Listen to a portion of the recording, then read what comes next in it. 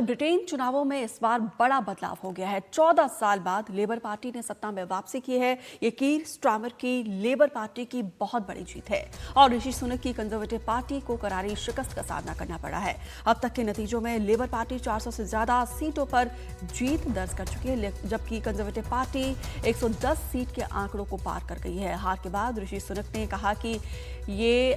मैं हार की जिम्मेदारी लेता हूं, तो वहीं ऋषि सुनक ने फोन पर कीर स्टारमर को बधाई भी दी है।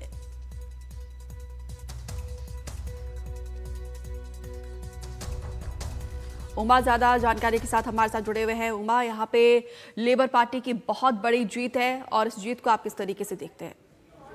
जी देखिए, 14 साल बाद जो है वो जीत मिली है, सत्ता मिली है लेबर पार्टी को। और जाहिर सी बात है कि अब लेबर पार्टी और उनके नेता स्टारमर पर इस बात की जिम्मेदारी होगी कि कैसे जो वादे उन्होंने किए हैं चुनाव के दौरान, कैंपेन के दौरान, उसको लेकर आगे बढ़ें। और इसकी थोड़ी सी झलक जो है वो उनके जो विजयी भाषण है उसमें देखने को मिला, जिसमें उन्होंने कहा कि अब जो बदलाव का जो दौर है वो शुरू होता है। सबसे अहम बात ये भी है क्योंकि भारत के तकरीबन 37-38 लाख लोग जो हैं वो यूके में रहते हैं, और जिस तरीके से भारतीयों को, भारतीय मूल के लोगों को जोड़ने की कोशिश अपने कैंपेन के दौरान और अपने अध्यक्ष रहने के दौरान, नेता विपक्ष रहने के दौरान स्टारमर ने की, वो काफ़ी एक देखने की बात है। 2019 में जिस तरीके का एक बयान कश्मीर पर दिया गया था इनके पूर्व अध्यक्ष की तरफ से,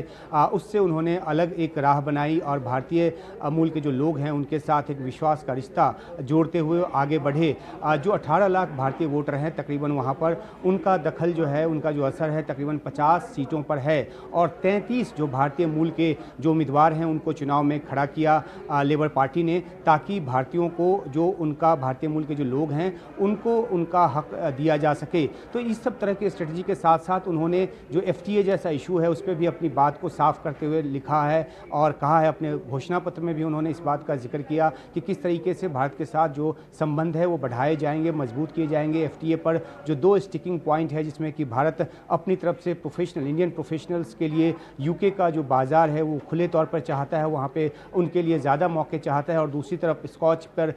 जो लेवी है वो यूके जो है वो नहीं चाहता है। तो इस तरह के स्टिकिंग पॉइंट से आगे बढ़ते हुए FTA को करने की जो एक मंशा है उन्होंने वो दर्शाई है, और आर्थिक के साथ साथ क्लाइमेट पे, टेक्नोलॉजी पे, इलेक्ट्रिक व्हीकल को लेकर, इन सब बातों पे भारत के साथ जो है वो बेहतर संबंधों की बात उन्होंने कैंपेन के दौरान भी कही है, और ये उनकी नई जो पॉलिसी है लेबर पार्टी की वो भी है। तो अब इस जीत के बाद, इस भारी जीत के बाद, जिसमें कि 400 का आंकड़ा वो पार कर चुके हैं, और जो जिस तरह का प्रेडिक्शन था उसी ढर्रे पर ये जो नतीजा है वो आया है, तो दारोमदार इस बात को लेकर होगा कि न सिर्फ भारतीय मूल के लोग बल्कि पूरे ब्रिटेन से जो उन्होंने वादा किया है उस पर कैसे आगे बढ़ते हैं। आर्थिक जो मोर्चा है उस पर काफ़ी ज़्यादा चुनौतियाँ हैं ब्रिटेन के लिए। महंगाई स्तर वहाँ बहुत ज़्यादा है, रहन सहन को लेकर लोगों को काफ़ी मुश्किलातों का सामना करना पड़ रहा है, और उसके लिए अपने कैंपेन में उन्होंने लाखों घर बनाने का जो वादा है वो किया है, और जो पहली बार घर के खरीदार हैं उनको सहूलियत देने की बात भी, जो वादा है वो भी उन्होंने किया है। तो इन सब वादों पे चलते हुए उनको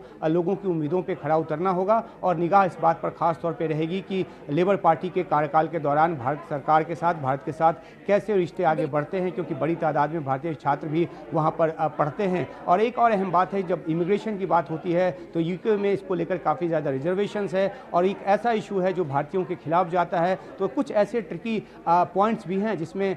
जो स्टारमर हैं उनको एक बीच का रास्ता निकालकर आगे चलने की कोशिश करनी होगी, ताकि दोनों देशों के जो रिश्ते हैं वो मजबूती के साथ आगे बढ़ें।